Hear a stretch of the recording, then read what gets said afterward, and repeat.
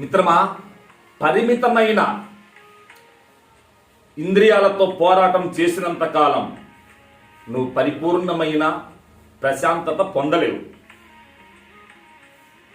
వాతావరణ కాలుష్యం ఘోరంగా ఉంది అని ప్రతి ఒక్కడు కలవరిస్తున్నాడు.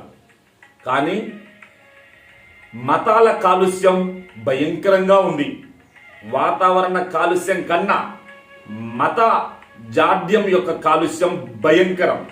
దానికంటే మనసులో ఉండే అజ్ఞాన కాలుష్యం ఇంకా భయంకరం. ఈ మనోబుద్ధులను శుద్ధి చేసుకున్నప్పుడే మనిషికి ప్రసన్నత్వం సొంతం. ఎప్పుడైతే నీ అలజడిని నీకు నువ్వే గురువై నీ అలజడిని అదృశ్యం చేసుకుంటే అక్కడే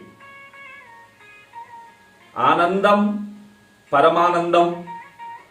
ఆనందం నీకంటే వేరు లేదు. నువ్వు ఆనందాన్ని కోరుకోవడం వల్లనే నీ సుఖాన్ని కోల్పోతున్నావు.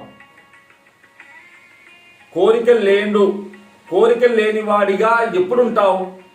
కోరికను తీసినప్పుడు, కోరికను కొట్టేసినప్పుడు నువ్వు కోరిక లేనివాడివై ఉంటావు. కోరిక అనుభవించేటప్పుడు కూడా నువ్వు కోరిక తీరిన వాడివైతావు. కనుకనే ఆ తృప్తి పొందుతున్నావు. కనుక ఆత్మతృప్తి అనంత కోటి సౌఖ్యాలకు ఏకైక తాళం చెవి. జై భారత్.